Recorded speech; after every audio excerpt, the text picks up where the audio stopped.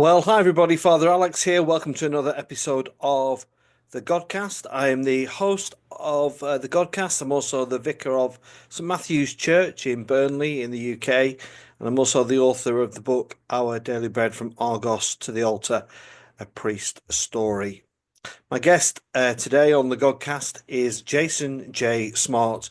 Jason is a political advisor who's had a long working relationship across the east of Europe, particularly Russia. And we're going to talk to him about the current situation there and how that's going to impact the rest of the world. So I do hope you enjoy this interview with Jason J. Smart. If you do, please do subscribe to my YouTube channel and do check out all the other interviews. There are literally hundreds of interviews there now with people from politics, from media, from music, and of course from the faith background as well. So do now please enjoy this interview with Jason J. Smart. Well, I'm delighted to say that joining me on the Godcast today is Jason J. Smart. Jason, welcome to the Godcast. How are you? Great to see you, Alex. Thank you. How's the weather where you are today? Just terrific. How are weather where you are? Well, it's we've seen the early onset of spring, Jason. It's been a lovely day after quite a harsh spell of cold weather and rain. So it's optimistic. So that's probably the best way to describe it. So Jason, you are a man of many talents, but people in the UK may not be overtly familiar with your work. Just give us a little bit of context to what you do and how you engage in world politics, for example. Well, at present, I'm working for the Kyiv Post. I write for the Kyiv Post as a journalist, and I also do interviews for them. But I also, aside from that, previous to the full-scale invasion of Ukraine, I was working in political consulting. And in that capacity, I worked in a number of countries in Central Asia, Eastern Europe, Latin America, and other places. So I was bouncing around quite a bit. But since the full-scale invasion of Ukraine, I've been mostly involved with that. Just tell us a bit about your work before the conflict, Jason, and how you engage with such matters, of Russia and Ukraine. So, I mean, I've been working on Russia and Ukraine for essentially my entire adult life. I took Russian in school, and then going to university, I did as well. But I lived in Russia as a student. Then I was living in Ukraine for a number of years. I mean, I've been going to Ukraine off and on since I was probably, I guess, 18 or 19. So I've been spending a lot of time there. But I worked in politics in Ukraine. In the case of Russia, I work with the democratic opposition to Putin. I continue to work with them. And I was thrown out of Russia in 2010 and out of Belarus at the same time, just due to the way the security systems work. But I spent, 5 years in Central Asia, in Kyrgyzstan. I was doing a lot of work in Kazakhstan as well. All these different things. Some of it was financed by the US government for programs they had to promote democracy. And other things were actually quite a bit different. It was just simply working with different political parties or political leaders. Do you have happy memories of living in Russia, Jason? And there were some happy moments. It's, getting at the airport. That was good. But it's a rough country. I mean, it was never a great place to be, I think, in a lot of ways. And at the same time, yes, of course, there was positives to living there and there's enjoyable moments. But it was a country that is a very difficult environment in which to live. It's quite harsh. I would say that it's not very outwardly welcoming. And I think at this point today, it's far different than when I was there. I was there more than 15 years ago. The country's changed substantially in that period of time. I mean, today I would never dream, never wish to go back to Russia. At that period of time, it was a different country. There was still a sense that something could be done positively. I don't think that's the case anymore. Yeah. And in 2010, you got this ban from Russia. That's right, isn't it? Yes, that's right. Can you Correct. tell us about how that came about and how how you felt about that? So I was working for the Democratic opposition to Putin, and so I got a notification when I applied for a work visa that due to the fact that it's a threat to national security of the Russian Federation, I was banned for life. And so, at the time, I was probably more bummed out because I thought this would limit the ability to get another job because I thought, well, now I'm out of this job. So what am I going to do next? But it was, in the grand scheme, it was all made for the better. I mean, it doesn't bother me now. I'm quite happy about it because I was ahead of the curve and realizing that Putin was a threat to humanity. Yeah. When did you realize that, Jason? When can you remember the time where you thought, this guy is dangerous and he needs to be stopped as soon as possible. Well, I started writing about the Russian democratic opposition in about 2005 or four. So this was actually pretty new in his term. I mean, this is still his first term. Maybe he's already in his second term when I was already starting to write about them. And I was already traveling to Ukraine about 2004 or five-ish. And back then, I was already starting to write about the idea that there could be Eastern Ukraine could be taken by Russia or be succeeded. So, I mean, this was a period of time that I think I already had pretty clear where history is leading us. And now, of course, Jason, the world has become this very dangerous, worrying place. I don't, do you worry about the world, Jason, even with all your experience of working in these environments? I often speak to young people in my work as a parish priest, and lots of children worry about the future. Is it something that you kind of your experience enables you to worry less, or do you worry about things? Yeah, I don't worry about things. I don't think there's a need to worry. I mean, things will turn out the way they're going to turn out. So there's no need to worry about it. It's obviously there's things that are concerning, that are alarming, but I would say it's quite a bit different than the sense of worry per se. I mean, I don't lose sleep about these things. So it's I receive death threats. I don't lose sleep about that either. So it's just life is full of mystery. And your much of your work has been kind of being a political advisor. I wonder if you could advise the listeners first of all about Donald Trump. Is should we be worried about Donald Trump, particularly here in the West? I think that we should be very concerned. Yes. I mean, I don't think I'd worry, but yes, I'd be concerned. Because I think he's doing a lot of things that are going to do great harm to the United States as well as to our European allies. Obviously, it's done great harm already to Ukraine and continue to do so. So that's quite unfortunate. And it's something that's, as I say, quite alarming. At the same time, as much as we wring our hands, how much influence do we have over what he's going to do? I think it's very, very limited. So I think that it's better to look at what we can do, whatever that is, and to focus on it because the reality is to worry about it's not going to make us any better off. Do you think he's being well advised? No, I think he's very ill-advised, and I think at the same time, the problem with him is probably just his ego more than anything else, that he doesn't take good advice if he gets it. I don't think he really wants to have, honest, serious critique of his logic or why he's doing what he wants. He wants to receive just praise that he's doing the right thing. I don't think he's seeking out people who are going to say to him, you could be doing this better. And do you think that Putin is loving this? Do you think that he's kind of got Donald Trump where he wants him? I think that, I think the Russians are very clear of the idea that Donald Trump at this point is probably overdone it.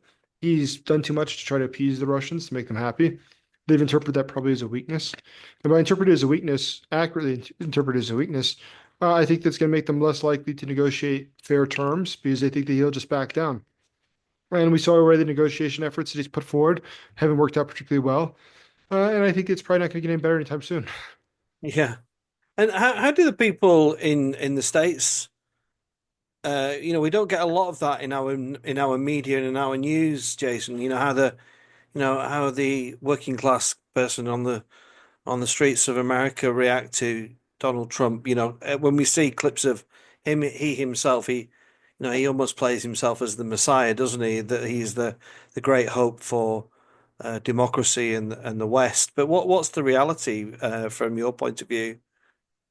I think it's pretty divided. The United States is pretty split on Donald Trump. He's got about 47% support, 47% don't support, more or less, plus or minus a couple points. The fact is that I think that for the average citizen who supports him, they'll justify his actions, especially when it comes to things that are very secondary for them or tertiary, like Ukraine. They might have sympathies for Ukraine, but it's not a priority for them.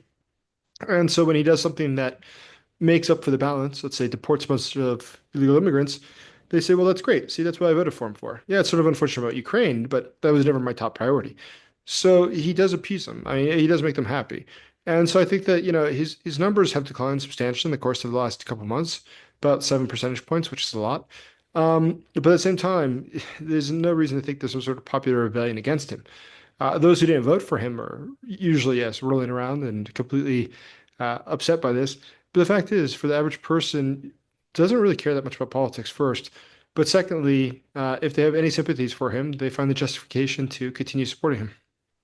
And how much does peace in between Russia and Ukraine, how important is that to him? You know, when he was first elected, you know, he was kind of saying, I could bring peace to this if I was in charge. I'd bring peace in 3 days, I think, or whatever it was he said. You know, how essential is this to his future aspirations of what he wants to do more globally? Well, that's where we got sort of unlucky, is that he took such a high personal interest in this, which is why I think things are turning out so badly. Things that he leaves to professionals usually don't turn out that badly, we saw in his first term. But once he personally takes an interest in something and begins to personally try to meddle in it, then it usually works out badly for us. So that's why, in the case of Ukraine, a topic that he's obviously has a great weakness in his knowledge of, I think he's doing a particularly bad job, mostly because he thinks he understands everything. It's his own, hubris, arrogance that's led him to this point. And that's why I think that it will get probably worse before it gets better. Um, there's no reason to think that Russia is going to go along with what he's suggesting. And quite the contrary, I think that they see the situation and realize that realistically, even if they went full out and tried to invade the rest of Ukraine, Donald Trump would probably take no action. And what did you make of recent events where President Zelensky turned up at the White House and left very quickly after? I couldn't believe what I was watching. That was pretty amazing. Yeah, it was pretty shocking. I mean, it was probably one of the most shocking things to see, wasn't it, as a political event? It was the first time, as far as I know, that any leader's been thrown out of the White House. It was pretty. It shows you. I mean, the underlying disdain that he has for Zelensky, and I think for Ukraine as a whole. I don't think he is a sincere broker in this. I don't think he's ever really cared about Ukraine. I don't think he really cares about the people there. None of this really matters to him. I think in the grand scheme, this is like a headache that he just wants to take a pill and make it go away. So if it means, giving away half of Ukraine, but it makes the problem go away, well, I'm fine with that. He just doesn't care. Fundamentally, he doesn't care. That's quite it's quite a statement. He just doesn't care. Is that how you generally feel? He generally doesn't care. I see no evidence that he does. I mean, I've never even heard a story or anecdotally that he's bothers to read reports about what's happening. He just fundamentally, if it turns out this way or that way, it's as I described to somebody recently. I said, it's like if somebody comes to fix your sink, you just say, fix the sink, please, and you hope they fix it. You're not asking for different variations in how it should be done or how it is. Just fix the sink. I don't really care how it's done. Just there's a problem. It doesn't work. Can you fix it? And that's all I want you to do. Fix it. Make it go away. Make the sink work. And his view towards Ukraine is pretty much the same. It's a problem. Someone's got to take care of it. If it means that we're going to lose half the country, or the people are going to be living under Russian imperialism, so be it. But now the problem's been fixed, and now I can say I did something that Joe Biden cannot do, and I'm a great hero because of it. And I deserve a Nobel Peace Prize. And what's your assessment of the peace proposal? Is it you know, does it stack up? Are you comfortable with it? You know, again, we read about you know, billions of pounds being given up in minerals and whatnot. Is this a viable peace proposition? No, I don't think the White House is serious. I mean, everything they proposed so far is sort of foolish. Um, at the most basic level, I'll cite an example, is that any sort of guarantee, any sort of contract has to have enforcement.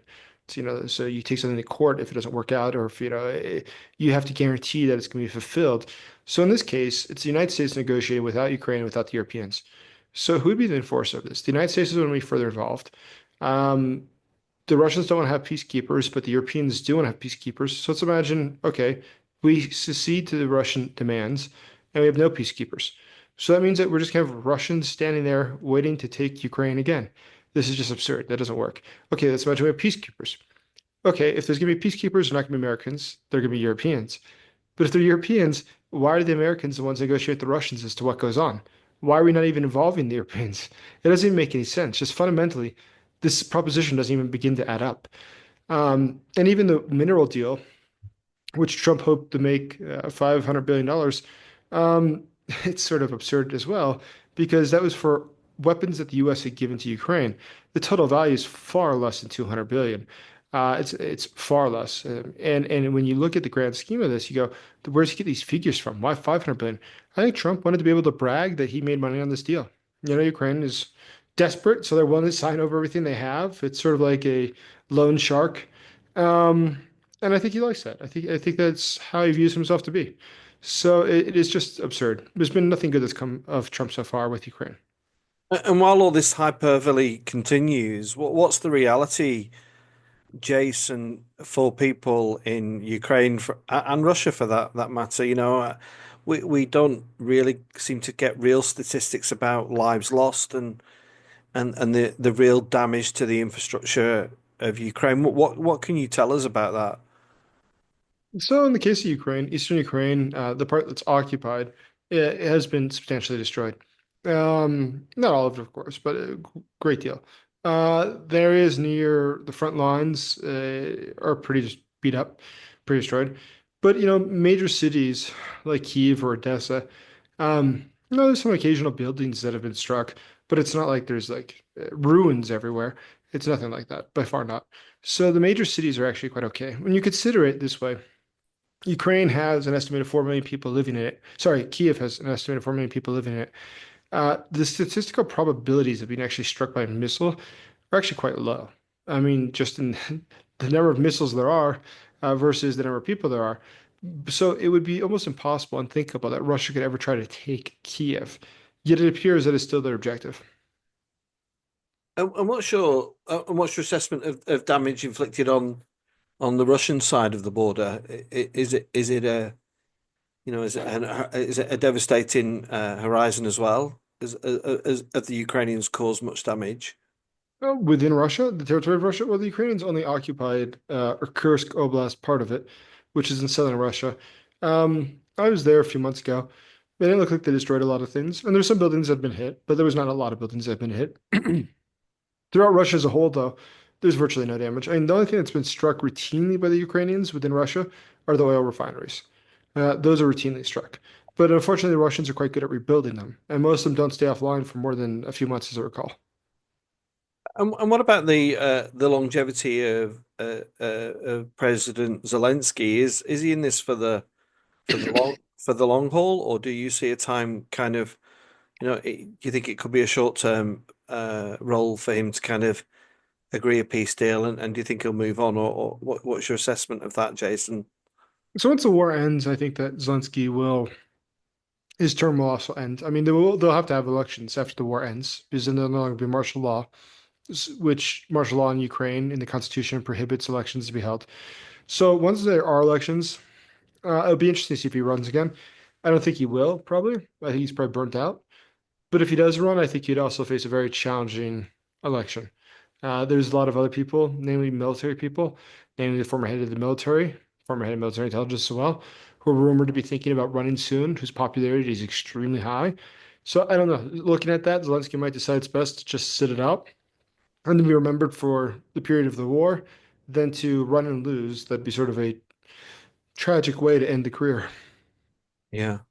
And I wanted to ask you, Jason, about it is the Godcast. I'd like to ask a question about the church's role in the conflict in these two countries. If you could uh, share some of your knowledge. I mean, these are two profoundly religious cultures communities. What's the kind of role, if any, by the church, or are they pretty silent on these matters? I'm guessing maybe that in Russia they're just complicit and do what Putin instructs. Is that similar in Ukraine? No, the Ukrainian, it's quite a bit different actually. In the case of Russia, the Russian Orthodox Church is part of the Russian government. I mean, Kirill, who's the patriarch of the Russian Orthodox Church, is number 8 in the line of succession of Russia. And it's a state entity. So it's important to understand that. So they have a special prayer actually that then their services, which is specifically for Russia to win the war and stuff. So this is indoctrinalized part of the religion. So that does separate them quite a bit from most every other mainstream Christian sect. Um, and if you look at the Russians as a whole, they are not deeply religious. 0.8% of the Russian population, as of at least 15 years ago, regularly attend church services. 0.8. So, I mean, I think that a lot of people wear crosses and things like that. More than 50% of the population probably self-identify as Christian or Orthodox. But as far as an actual attribute of their lives, something that they reflect upon, it's non-existent and just non-existent. In the case of Ukraine, it is actually substantially more religious. And I think part of the reason is because one was more of a Ukraine specifically was an agricultural culture. Um, the big cities didn't have as much of an influence, so I think it maintained there and persisted more at a higher rate. And it's also different, is that Ukrainians are, I want to say it's 15% Catholic, although it's Eastern Catholics, but they're Catholics. Then they have a very large segment that's obviously Orthodox, Ukrainian Orthodox. Now they have their own church, which has autonomy from the Russian Orthodox Church. And then you have the Protestants, and there's a surprisingly huge number of Protestants in Ukraine. And in fact, that's actually been a problem. Is that the Russians, when they occupy parts of Ukraine, eastern parts, they specifically target Protestants. The Orthodox, not so much. They don't really have such a problem with the Ukrainian Orthodox Church. Uh, they did a they did kidnap a few Catholic priests and torture them for more than a couple of years. But in the case of the Protestants, their cruelty is actually pretty unspeakable. It's pretty horrible.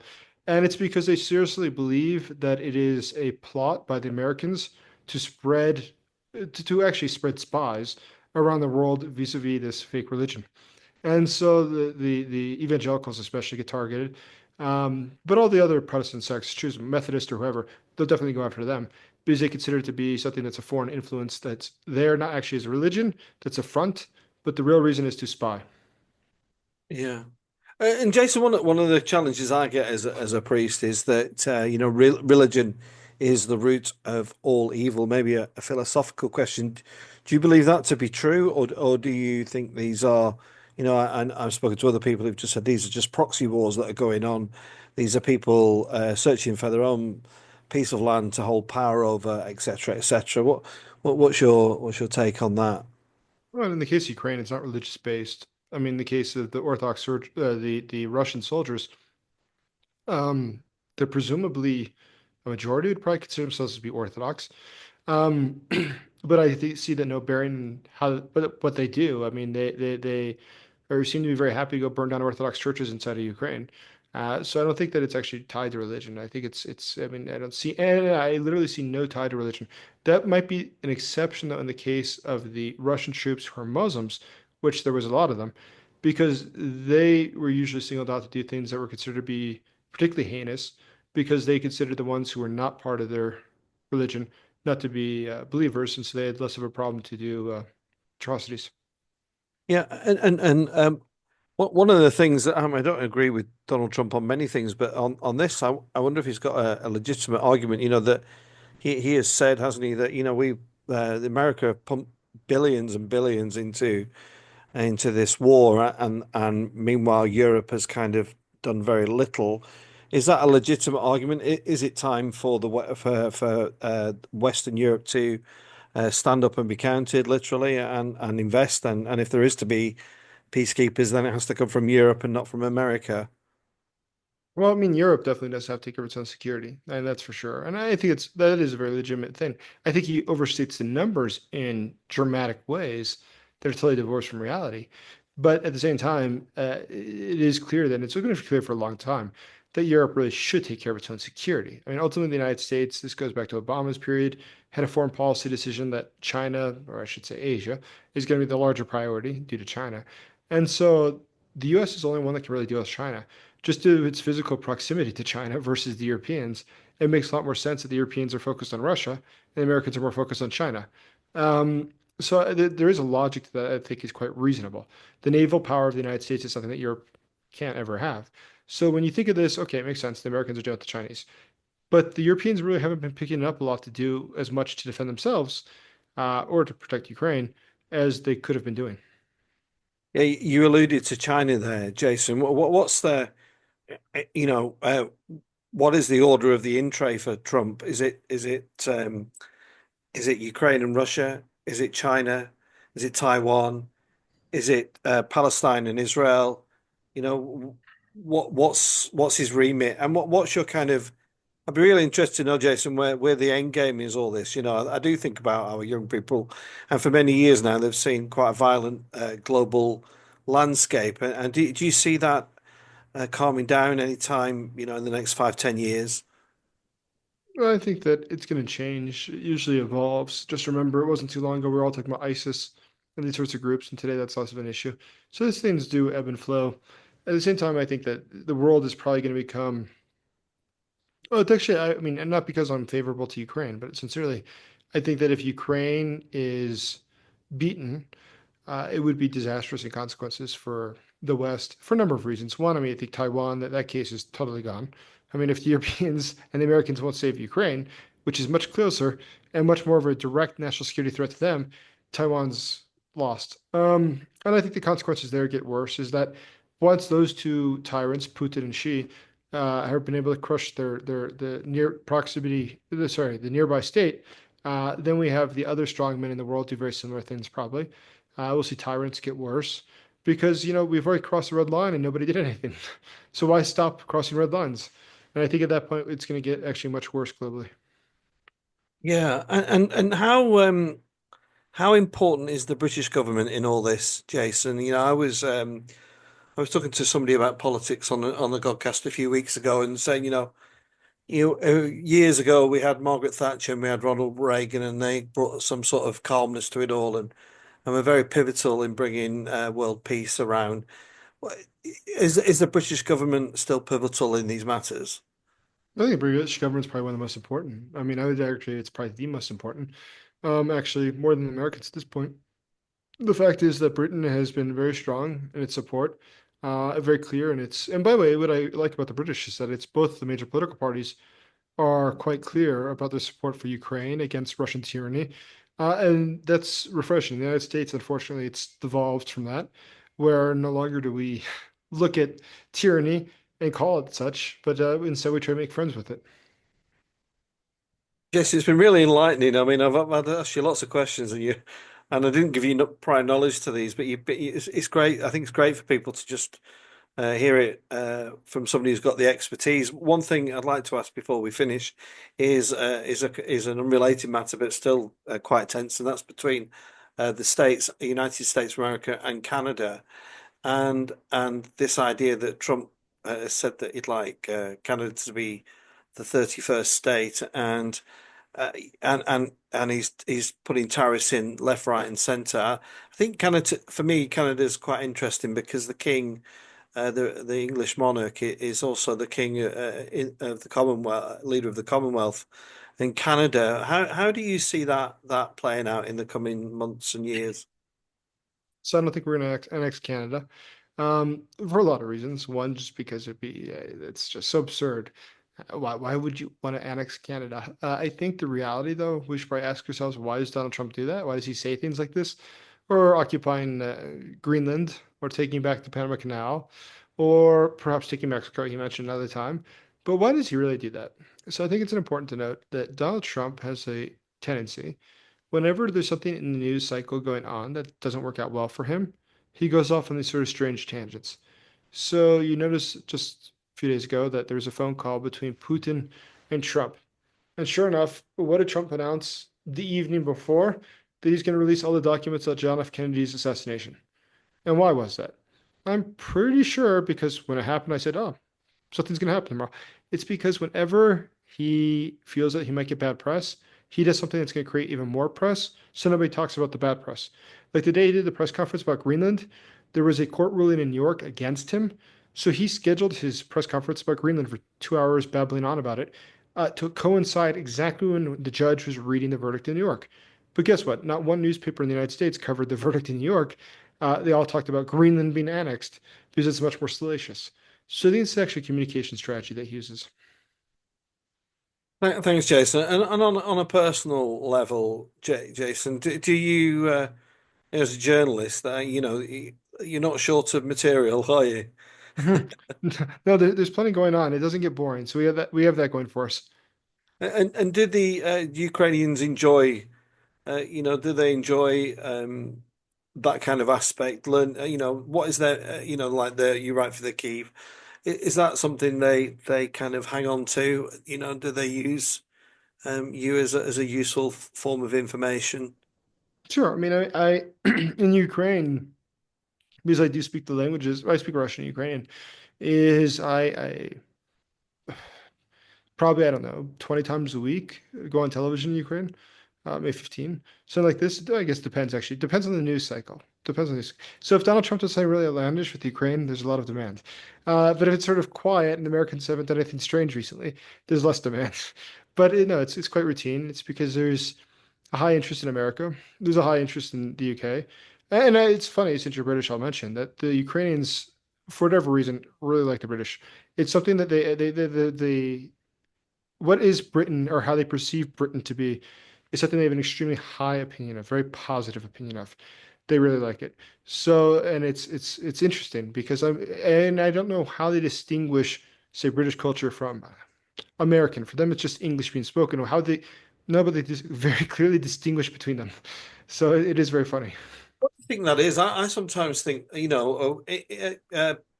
have a number of Republicans in the UK, but I often, I'm a royalist. I'm very supportive of the monarchy, and I think maybe this is something to do with it. I think the king has got a role in all this, hasn't he? Well, I think that, I mean, I agree with you. I think that, and Americans also are very favorable to Brits in general. And and you ask an American who's never been outside the country before why they like it. I think it's a lot of things that would be the stereotype of what is Britain, right? The monarchy is definitely part of that, though. I mean, right? When they see that on TV, they see the pageantry of it all. I think that it appeals to them. The traditional British lifestyle, the housing, the tea time, and all this. This is something for them that's very appealing, and they think that's really interesting. And it's actually funny. There's a huge, I will say, and one other thing is that in Ukraine, you will see a lot of people are huge fans of Winston Churchill. Huge fans. I mean, quite often you will see things about Winston Churchill. He's got a very big following. Yeah. Yeah, yeah. Well, Jason, thank you so much for your time. I know you're a busy man. I do appreciate it, and thanks for enlightening us a little bit around the situation in Russia and Ukraine. And thanks for coming on the Godcast. Thank you. I appreciate you inviting me. Thank you.